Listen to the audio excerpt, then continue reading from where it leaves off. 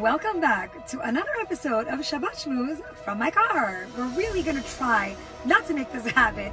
It's just turning out that this is the most convenient time to record this. So this week's Parsha is Parshat Tisa. This week's Parsha is something that is so appropriate and so applicable, especially to married couples. I'm going to tell you all a story that I heard from Rabbi Wallerstein. That's we really miss him so much.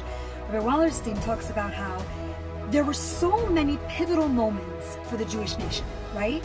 When we think of the one most incredible, most awesome, most amazing event that occurred to us, what do we all think about? Matan Torah, right? But if you look, it wasn't necessarily Matan Torah that brought about our true essence of our relationship with Kadosh Baruch Hu. It was actually the first downfall that we experienced as a nation. Sin of the Chet HaEgel.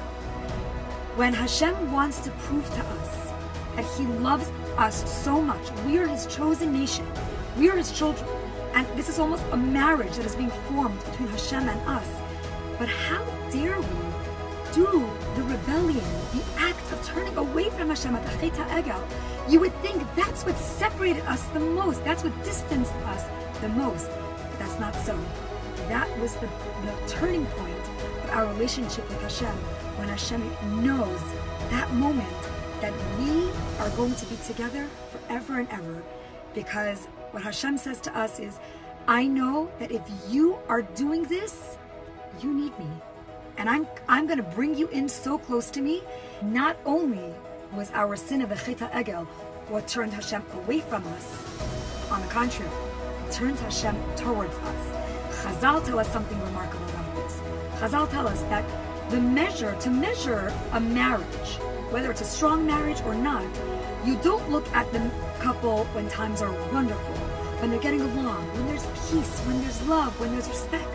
It's after their first fight, after their first argument, does this couple become unified again together with strength, and do they overcome that challenge? Or, chas v'shalom, does it break them apart? And I will never forget learning this amazing lesson in high school, Ezra Academy.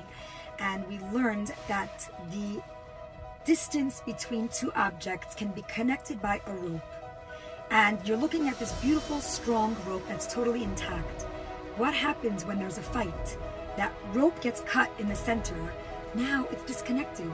There are two separate pieces of rope, and the two ends, they're disconnected. But what happens when you take these two ends of the rope and you tie a knot? Then the distance between the two becomes closer together, and that rope is now even stronger because it has weathered the disconnection and it has come together and is now stronger. So that is our relationship with Hashem. It's not only Hashem telling us that He loves us and He's there for us when everything is wonderful and we're getting along and life is wonderful.